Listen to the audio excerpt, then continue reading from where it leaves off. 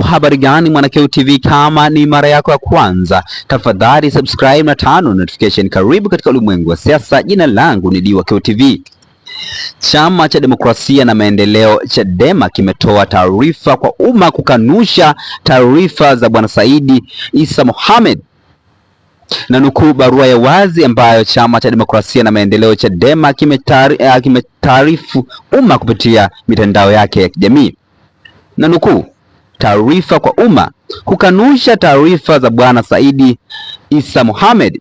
Chama cha Demokrasia na Maendeleo Chadema Zanzibar kimepokea kwa masikitiko na mshangao mkubwa taarifa zilizotolewa jana mbele ya vyombo vya habari na Bwana Said Issa Mohamed akidaiwa kuwa amefungua kesi kwa niaba ya chama Chadema Zanzibar kuhusu mgawanyo wa mali, pamoja na kudai kuwa yeye ni kiongozi wa chama cha Chadema Zanzibar. Kutokana na hali hiyo, Chadema Zanzibar kinapenda kutoa ufafanuzi na msimamo rasmi kama ifuatavyo. Moja, kesi husika siyo ya Chadema Zanzibar. Kesi hiyo ni ya Bwana Said Issa Mohamed binafsi pamoja na watu au makundi yanayomshawishi.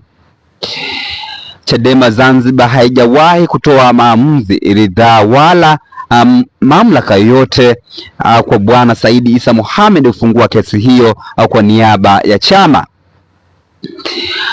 Bwana Issa Mohamed sio kiongozi wa ngazi yoyote ndani ya Chadema kwa sasa.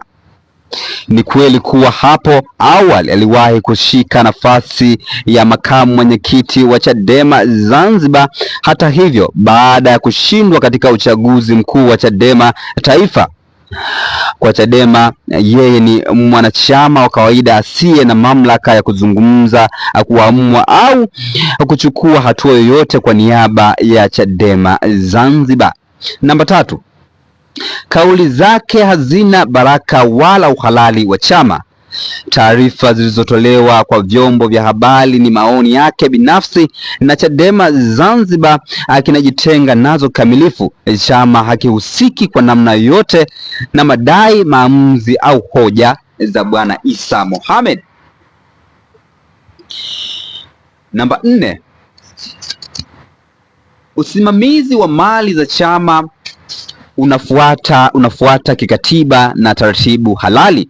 Masuala yote yanayohusu umiliki, usimamizi wa mgawanyo wa mali za chama Chadema Zanzibar hushughulikiwa kwa vyombo halali vya chama au kwa mujibu wa katiba, kanuni na taratibu zake, na si kwa matakwa ya mtu binafsi.